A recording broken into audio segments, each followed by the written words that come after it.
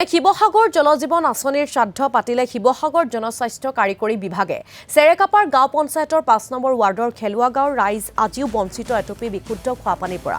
৬৪,৫৬,০০০ টকা ব্যয় সাপেক্ষে নিৰ্মাণ কৰা আতনপুৰ পানী যোগান প্ৰকল্প পৰিণত হ'ল বগাহাটীত কেৱল মাত্ৰ খোৱাপানী নহয় প্ৰায়সমূহ চৰকাৰী আঁচনিৰ পৰা বঞ্চিত স্থানীয় ৰাইজ আৰু আমাক সেই স্থানটোৰ ৰাইজৰ কিছু প্ৰতিক্ৰিয়া শুনাব আমাৰ জ্যেষ্ঠ সাংবাদিক মনোজ দত্তই।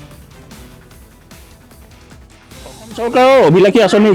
যিহেতু জলজীৱন মিছন আঁচনিয়ে এতিয়া ঢুকি পোৱা নাই শিৱসাগৰ জিলাৰ নগৰৰ গাতে লাগি থকা এখন গাঁৱত যিহেতু এতিয়া চেৰেকাপাৰ গাঁও পঞ্চায়তৰ ৫ নং ৱাৰ্ডত দেখিবলৈ পোৱা গৈছে এতিয়া খোৱা পানীৰ বাবে হাহাকাৰ ইয়াৰ স্থানীয় ৰাইজৰ এটুপি বিশুদ্ধ খোৱা পানী পোৱা নাই এইসকল ৰাইজে যাৰ বাবে তেওঁলোকে প্ৰতিবাদ সাব্যস্ত কৰিছে আৰু তেওঁলোকে এটা কথা উল্লেখ কৰিব লাগিব তেওঁলোকৰ ইয়াত নলীনাদ আছে কিন্তু পানী নাই জেজেমৰ যিজন জয়ন্ত মল্ল বৰুৱাৰ নেতৃত্বত থকা যি পানী যোগান আঁচনি আজিও এনেধৰণেই পৰি ৰৈছে পৰিত্যক্ত অৱস্থাত কিন্তু শিৱসাগৰ নগৰৰ নিশ্চয় গাতে লাগি থকা এই গাঁওখনৰ বাসিন্দা এতিয়া প্ৰায় এটা বৃহৎ এৰিয়াৰ ৰাইজ এতিয়া বিশুদ্ধ খোৱাৰ পানীৰ বাবে হাহাকাৰ কৰিবলগীয়া হৈছে যিহেতু বাৰিষা হলে তেওঁলোকৰ অতি দুখ দৰকাৰে তেওঁলোকৰ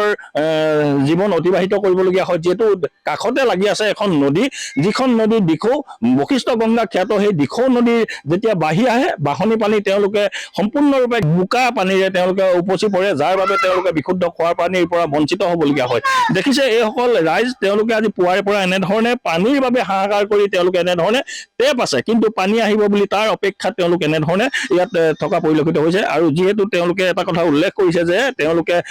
খোৱাটো বাদে তেওঁলোকে বিশুদ্ধ পানী পোৱা নাই যাৰ ফলত তেওঁলোক এতিয়া হাহাকাৰ কৰিবলগীয়া হৈছে মই ইয়াতে কেইবাগৰাকীও মহিলা আছে মই তেখেতলোকৰ পৰা জানিবলৈ চেষ্টা কৰিম মই মোৰ সতীৰ্থক মই কাষলৈ অনুৰোধ জনাইছো আহিবৰ বাবে আৰু মই যিহেতু মহিলাসকল ইয়াত এনেধৰণে আছে কি ক'ব যিহেতু আপোনালোকে আজি বহুদিন ধৰি পানীৰ পৰা এইটোৱে বিচাৰো আমি আমাক চৰকাৰে পানী দুনি দিব লাগে আমাৰ অসুবিধা হয় ল'ৰা ছোৱালীক গা চা ধুৱাবলৈ নদীৰ পানী আহিলে মানে আমাৰ খুব লেতেৰাও আহে এইবোৰ খাবও নোৱাৰি মেলিবও নোৱাৰি কাপোৰ চাপোৰ ধোৱা দিগদাৰ আমাক পানী লাগে মানে চাফা পানী খাবৰ কাৰণে সেয়াই আৰু হয় স্থানীয় আপোনালোকৰ বিধায়ক যিজন বিধায়ক আছে কোন আছে আৰু কেনেধৰণে আপোনালোকক সহায় জনাইছে পানী দিয়াৰ ক্ষেত্ৰত কি কয় আমাৰ বিধায়ক হৈছে অখিল গগৈ ডাঙৰীয়া আমাক পানীৰ যোগান ধৰাৰ কথা আছিলে কিন্তু বৰ্তমান আমাৰ ইয়ালৈকে অহা নাই হলেও আমাৰ এতিয়া মানে বহুত কষ্ট হৈছে এতিয়া বাৰিষাত মানে নৈ ঘাটত গৈ পেলাই মানুহবিলাকে গা হাত ধোৱা মেলা বা কাপোৰ কানি ধোৱা মেলা কৰা হয় এতিয়া নৈ ঘাটৰ ৰাস্তাও বন্ধ হৈ আছে গোটেই বাঁহ চাহ পৰি মেলি গোটেই ৰাস্তা মানে বন্ধ হৈ আছে সেইফালেও অসুবিধা হৈছে কোনোফালে মানে যাবলৈ মানে ৰাস্তা নাই আৰু ভুক্তভোগী ৰাইজৰ কিছু প্ৰতিক্ৰিয়া শুনালে আমাক আমাৰ সাংবাদিক মনোজ দত্তই মনোজক আমি ধন্যবাদ জ্ঞাপন কৰিছো।